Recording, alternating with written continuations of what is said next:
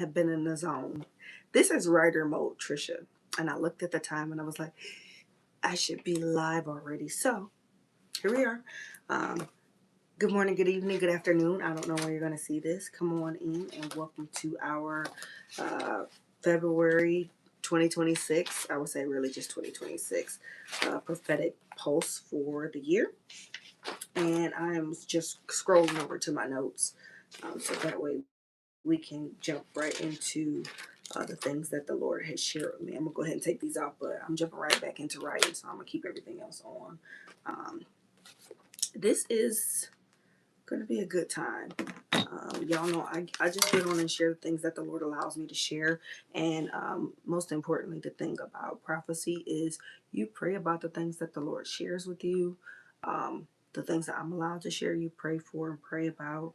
Um, I literally was just talking to y'all about praying for the President of the United States, having the right people around him, God-fearing believers who actually believe the word.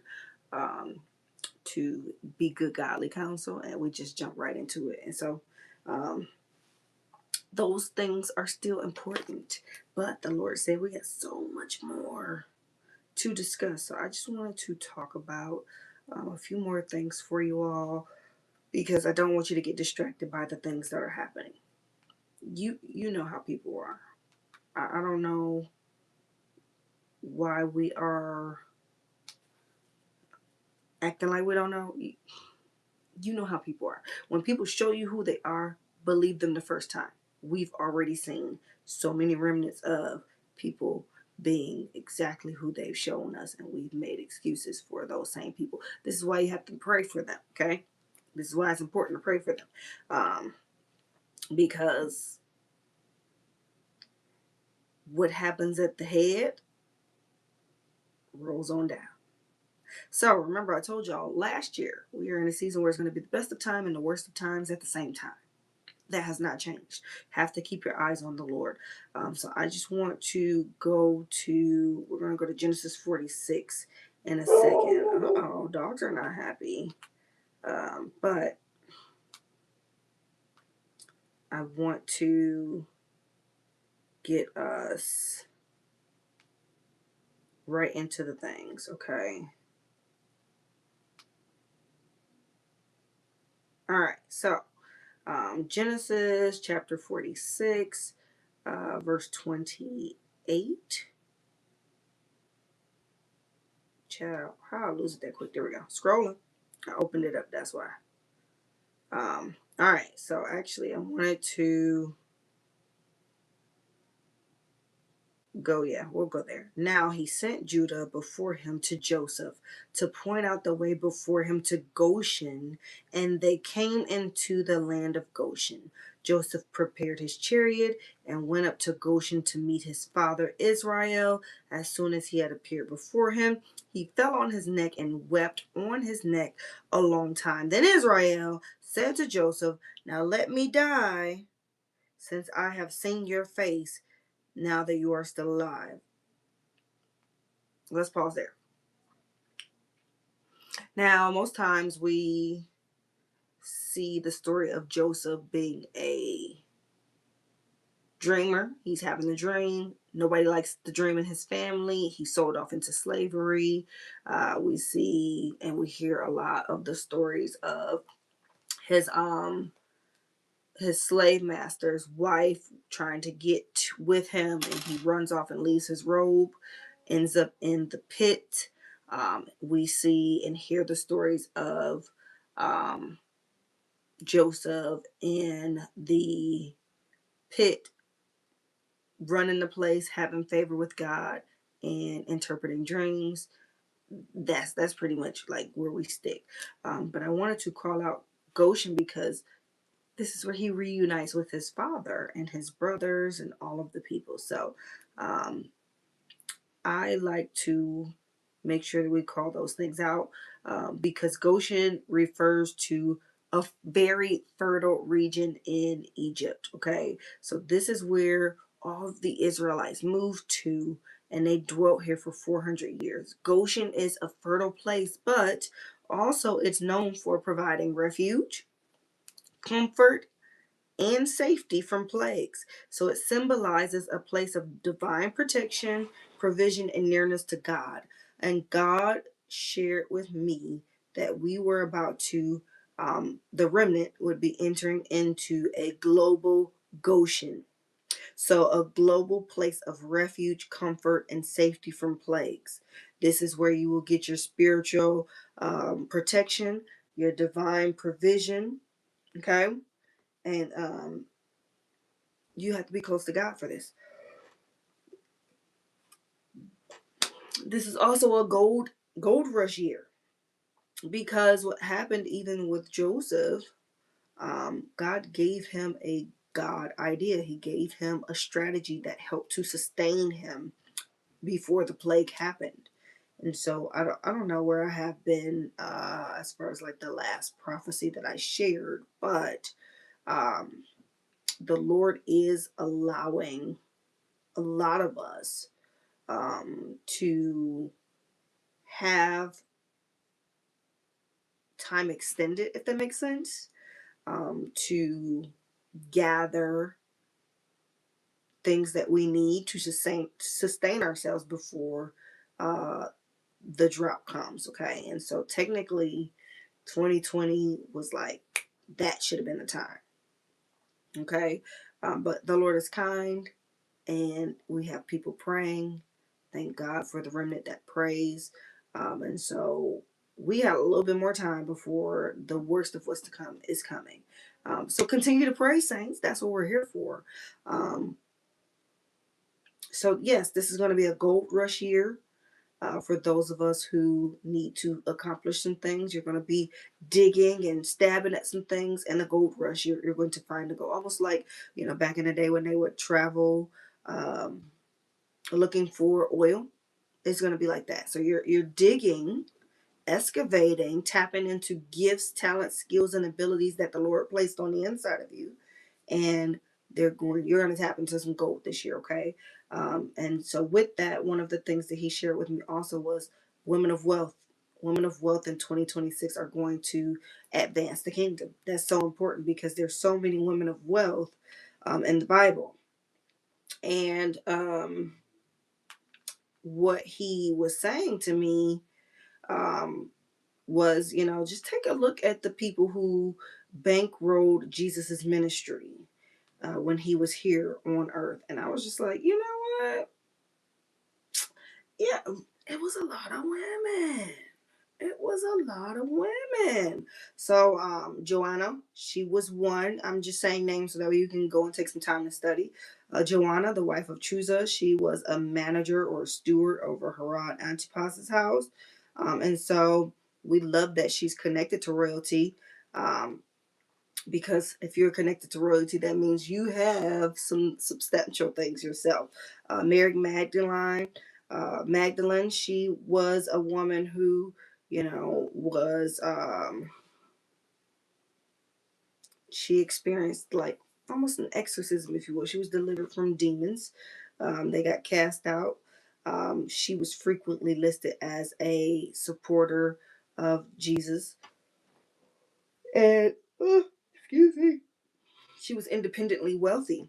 Okay. So we don't know where she was. She could have possibly been from an affluent family, but she took the riches that she had, and she was able to bankroll Jesus's ministry while he was here on earth. Um, I love this one because give me a good low-key person. My prayer is always like, Lord, I want to be a blessing, but I like to be the person that signs the front of the check, not the back of the check, because most people don't know who the person on the front of the check is. You just sign it because you're so happy to have some money and going on about your way. Lord, let that be me. I want to be wealthy and out the way. I don't want people to know my name and know who I am. And so this is kind of like one of those things. Susanna, she is one of those people that was named along Joanna and Mary as key financial supporter. And so that's important for us. And so there's so many other people, but I just wanted to call out those things because women, this is your time to shine.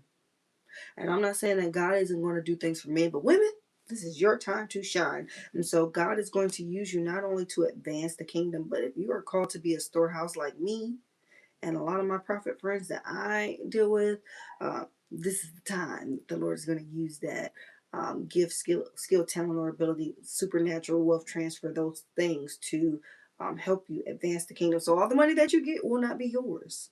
Do not go and do things that the Lord didn't tell you to do when you get some money in your hands. Okay. Um, Another thing that he was telling me was that we need to be praying for fathers to rise up. We talk about how there are a lot of women in the church, but we need to be praying for more men. I love seeing a man worship. I love seeing a man go and lead and serve. And so, remnant, we need to be praying for more spiritual fathers to rise up, and shoot, even physical fathers. But I would say statistically, we're doing good in the physical father realm. We need to be praying about the spiritual father realm, though, for sure. All right. So another thing that the Lord said to me to share with you all was to rule with your voice. Rule with your voice. We are in a season where you make decrees from heaven with your voice, and so even in your prayer time, I we love thankfulness, right? Gratitude draws in things from the Lord because it is a magnet. But you have to remember that you are a joint heir, and so you need to decree a thing as well. You need to decree and declare a thing as well. So when you rule with your voice, you begin to break certain chains and certain blockages that are happening in your life. Okay.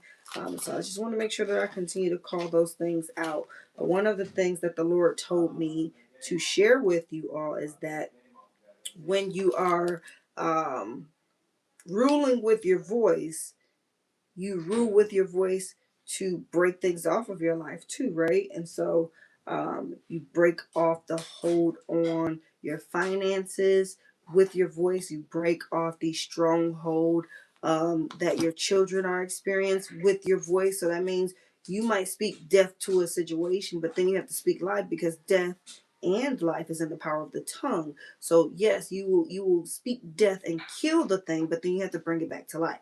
And so stop saying that you're always broke. Stop saying that you never have. Stop saying that you're always lonely. Break those things off and rule with your voice by speaking the word that it should be. Okay. So I wanted to make sure that I called those things out. Um, Excuse me. Okay. So although we know this is a season of abundance that is happening, the Lord gave specific instruction for us to gather the seeds. Okay, gather your seeds, and that is your gifts. A lot of your gifts are seeds. Stop trying to concentrate on just one of the gifts that God gave you.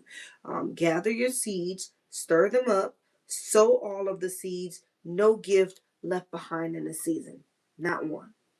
You need to do all the things. It is a reason the Lord has you as a multi hyphenate.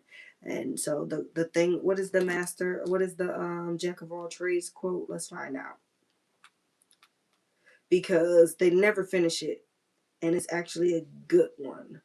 Um, if we're being honest. All right, so the complete quote is: a jack of all trades is a master of none, but oftentimes better than the master of one. And so stop letting people trick you into thinking that you have to just be good at one thing. And so use wisdom, but seek the Lord and sow all of the seeds. If you're good at doing hair, do hair. If you're good at writing music, write music. If you're good at making videos, make videos. Whatever it is, you need to be doing those things. Obviously, you're going to have to manage your time, but plant all of the seeds, sow all of the seeds. No gift left behind in this season, okay? Just going back to the rule with your voice. Your words will unlock doors in this season as well. And so 2026 is a time where God is going to realign the people in high positions. You're going to see some governmental shifts. You're going to see shifts in your life. You're going to see, as you grow closer to the Lord, He's going to begin to realign the people in your life. I'm telling you, as you begin to pray more, you're going to see a lot of shifts in our government. I'm talking about top to bottom. Okay? Pay attention to that. and just be prayerful. Okay, just be prayerful. And with that, while the shift is happening, I am calling you out. I'm calling you out. We need more people to be more active in their cities. I saw a video on TikTok and it was the cutest thing. She said something like, "My brother messed around and became the mayor of a city, and I just think it's the wildest thing." And then she goes to show clips, and so like people are on his Facebook and they'll say, "Hey, my water bill is too high," was one of the examples that they posted. And they were like sharing like screenshots of the things. "Hey, my water bill is too high." And then the next thing you know, he's actually going to the city council meetings, and he's talking about why is her water bill so high? It shouldn't be this high. Like he's literally advocating for the people. And I just thought that that was so cool, because that's literally why many of us had the desire to get into politics when we were younger, get back into it. Now, a lot of us are actually old enough to run for offices, get back into the things. Okay, it's time for you to have influence in your city, and that means you need to run for certain offices. Yes, that's going to be a time commitment. I know you probably don't have the time. I never have time. Do you see me? This is not how I wanted to be recording today. I was writing and listening to music and writing and editing and reviewing, trying to get ready for some things. And I looked up and I said, if I don't do it today, tomorrow's going to be crazy busy. We still got to teach. Pastor John and I both have to teach. It's going to be a lot. So let me just hurry up and get this. This is not how I wanted to do this video. Okay. It is what it is. Get it done. Get it done. Okay. And so you're going to be tired, but you'll be lazy and tired. You'll be broken tired. So make a difference and be tired. Just saying. And I mean that thing. I'm saying it with my whole chest, just like that. Okay.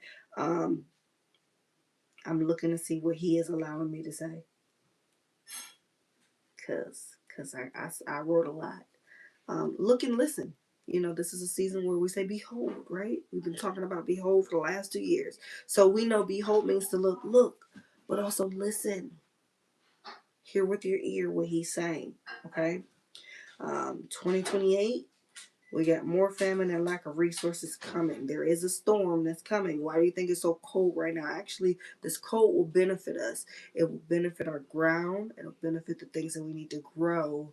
But it is definitely a foreshadowing of what's to come. So please be in prayer, and don't be concerned. I want to encourage you that you are safe when you're in the secret place.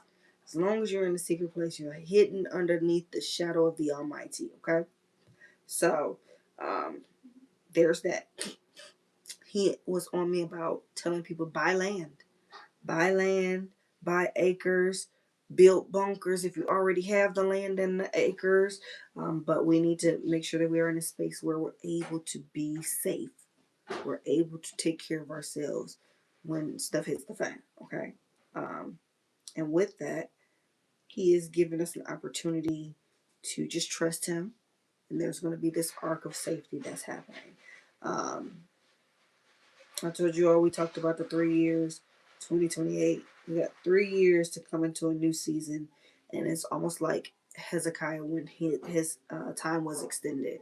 The Lord told him he was going to die, and he was like, "Wait a minute, let's talk about this. I need more time," and the Lord gave him more time. But there is a new move of God on the way, so He's repositioning a lot of us, which is why I'm calling you to get in government. Have you seen our government lately? Yeah, time to get into government. 2026 is going to be a year of destiny alignment. Okay, there is a holy rebellion that is happening. Yeah, churches are not where they need to be always. That's fine. God is still moving. Okay, but God is going to employ the resources of heaven for you to move the way that you need to. Okay? So, as long as you're obedient and you're trusting Him, just know He will give you the resources. He's going to send the resources of heaven for you to move. I see that there's going to be a lot of restoration as you move forward in your assignments. There's going to be a lot of healing and binding that's happening as you go, as they went. Those things are happening. And then also, he was telling me that it's time to move. Take up your mat and walk. Take up your mat and walk. And so stop being stuck at where you used to be. Stop talking about how things used to be. Pick up your mat and leave that. Leave the poverty mindset right there. Pick up your mat and walk. It's time to change. You probably need to meet some new people anyway. Stop going to hang out with those people. That's why you're lonely, because you don't pick good friends. You don't pick good men. You don't pick good women. God wants you to pick up your mat and go away from all that. Okay? No more ruminating on what went wrong. Stop it. It doesn't change the situation. And so I just want to encourage you that the cupbearer will remember your name in 2026. Yeah, the cupbearer will remember your name in 2026. Hold my fago. Hold my fago. Because when I tell you, we've been talking about Joseph anyway this whole time. I love this when we get to Genesis chapter 40, verse 9. He says, so the chief cupbearer told his dream to Joseph and said to him, in my dream, behold, so look, there was a vine in front of me, and on the vine were three branches, and as it was budding, its blossoms came out, and its clusters produced ripe grapes. Now Pharaoh's cup was in my hand, so I took the grapes and squeezed them into Pharaoh's cup, and I put the cup into Pharaoh's hand. Then Joseph said to him, this is the interpretation of it. The three branches are 3 days. Within 3 more days, Pharaoh will lift up your head and restore you to your office, and you will put Pharaoh's cup into his hand according to your former custom when you were his cupbearer. Only keep me in mind. So remember me, okay? Keep me in mind when it goes well with you, because this is happening. And please do me a kindness by mentioning me to Pharaoh and get me out of this house. Get me out of prison. I'm helping you. I'm sharing what the Lord is saying. This is what's going to happen. You will have the opportunity to remember me and get me out of this predicament that I'm in. Please remember my name. Okay? So, um, I love this. He goes on to talk about all of the things. He interprets what the baker says, and then verse 20. Thus it came about on the third day, which was Pharaoh's birthday, that he made a feast for all his servants, and he lifted up the head of the chief cupbearer and the head of the chief baker among his servants. He restored the chief cupbearer to his office, and he put the cup into Pharaoh's hand. But he hanged the chief baker just as Joseph had interpreted them. Yet the chief cupbearer did not remember Joseph, but forgot him. He forgot him. He forgot him in chapter 40, right? Ain't that crazy? I said, Lord, not you that forgot my boy Joseph. He forgot him for a nice little while. So I said, dang, why you do my boy like that? Then we go to Genesis chapter 41, and let's go to verse 9. Pharaoh has a dream. Pharaoh has a dream. He can't interpret the dream. He wants to know what it means. Guess who remembers? The cupbearer. He remembers. Okay?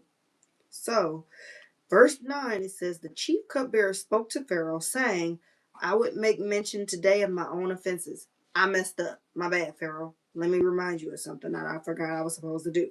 I gave my word on something and I didn't do it. I forgot. My bad. Pharaoh was furious with his servants, and he put me in confinement in the house of the captain of the bodyguard, both me and the chief baker. We had a dream on the same night, he and I. Each of us dreamed according to the interpretation of his own dream.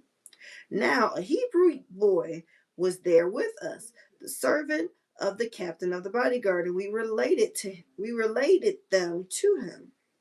And he interpreted our dreams for us. To each one he interpreted according to his own dream. And just as he interpreted for us, so it happened. He restored me in my office, but he hanged him. Talking about the other guy. Okay. Verse 14. Then Pharaoh sent and called Joseph, and they hurriedly brought him out of the dungeon. And when he had shaved himself and changed his clothes, then he came to Pharaoh. Let's talk about that. So not only is um, the cupbearer going to remember your name in 2026, because we've been waiting, right? We've been waiting. Before Joseph went to Pharaoh, he had to get cleaned up. Present yourself as best as possible. Prepare now. Present yourself as best as possible when it's time to get in front of Pharaoh. When the cupbearer mentions your name, make sure that you are prepared. Don't just go in there any old kind of way. Don't just go in there sloppy. Make sure your deck is together. Make sure you got everything that needs to be taken care of. Your I's dotted and your T's crossed. I'm talking about professional.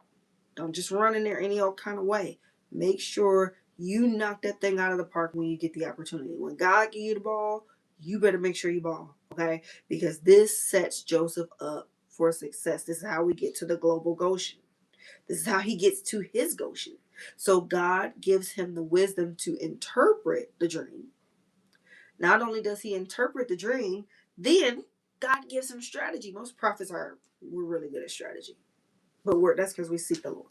He shows us the thing and how it can move, and then we strategize from there. He'll give you the strategy. So he gives you the strategy for your Goshen. This guy was in prison and forgotten about until the cupbearer remembered him. He got himself cleaned up and was doing what he already had been doing.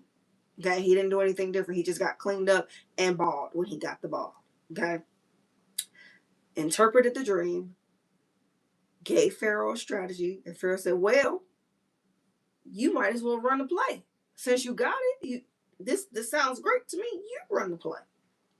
It promoted him immediately. Took him out of the pit to the palace. He was the number 2 man. Literally the only thing that he couldn't do was run the throne. Pharaoh said, "Other than that, you got it, my dog. You got it." So I want you to be aware of that. Prepare yourselves. Because it's time to get back to a place of dominion. We're called to have that. And so, not only that, I got a couple of things that we need to pray about. I'm not at liberty to share all of the places, but the Lord has me praying for several ports. I got a list of ports, spiritual gates, portals that we need to be praying for, okay? You need to watch and pray over these spiritual portals.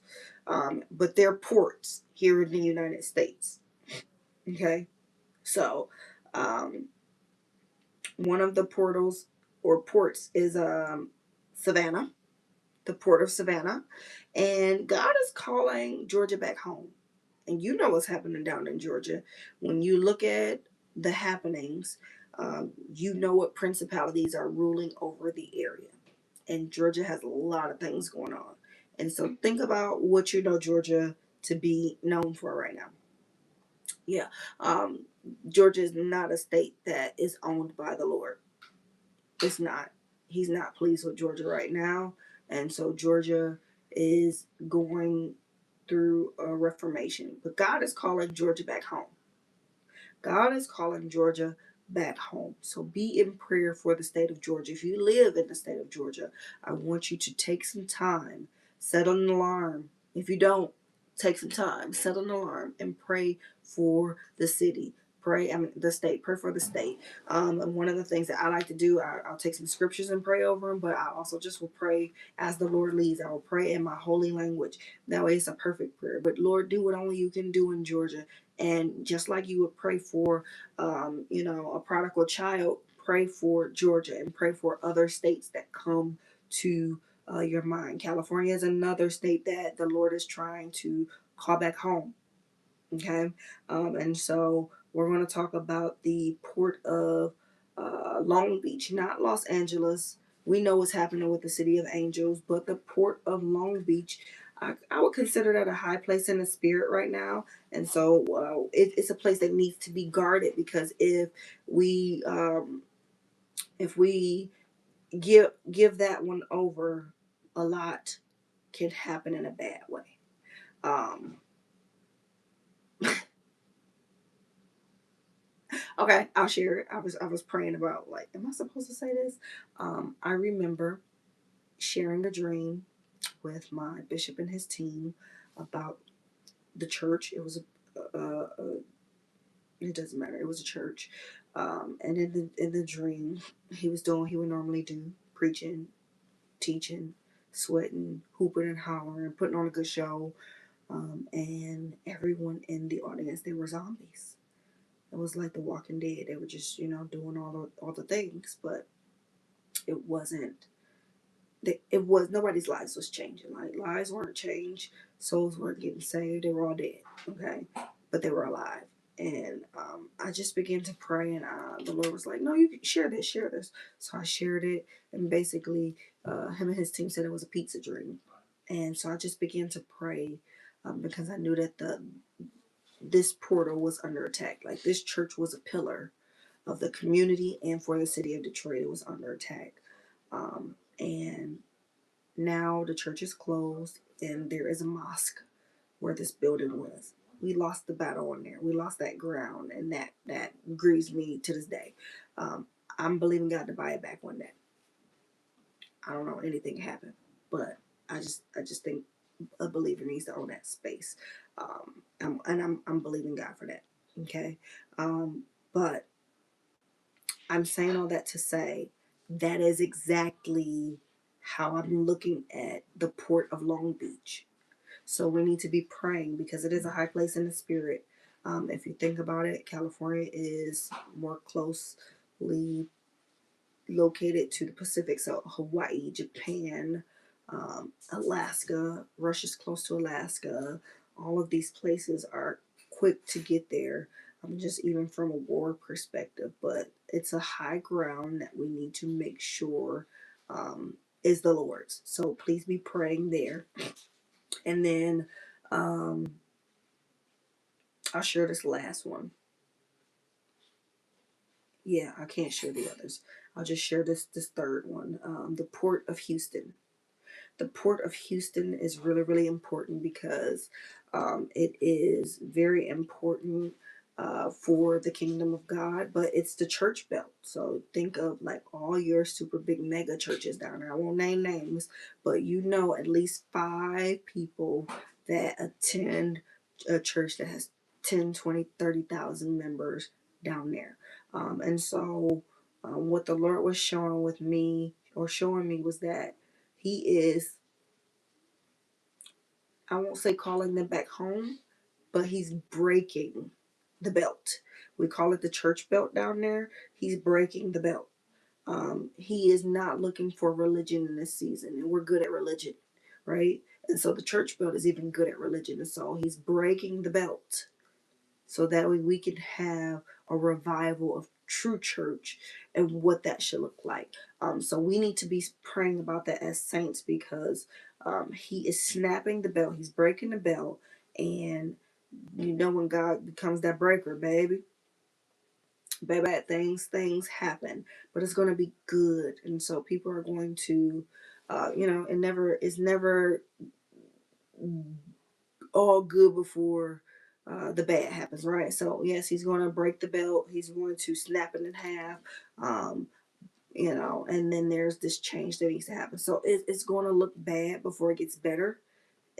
I feel like it's the better way to say it, but there's going to be some reformation happening, and so I need you all to be praying for those 3 areas: the port of Savannah, the port of Houston, and the port of Long Beach. And I got a list of them, and as the Lord allows me to share with you all, I will. But we got a lot of things happening, and some stuff I just can't share right now. But just know that, most importantly, out of all of the things that I needed to share today, the key to success in 2026 is God. He should be your CEO. I'm not the CEO. God is my CEO. I'm the COO. I operate, but I look over and get all instruction and direction and strategy from him. So don't worry about what's happening in this world. You make sure that you keep your eyes on the Lord. You make sure that you stay in the hidden place. You make sure that you are obeying him and doing what it is that he told you to do. You make sure that you stay and watching and all of the things. And so I will leave you all with that. I love you all. We'll be on in the morning to what do you call it? To pray. And it's gonna be good. Okay. I'm going back to writing. Okay, bye. I pray this blessed you. If it does, share with somebody and all the things. But I'm out of here. Bye, y'all.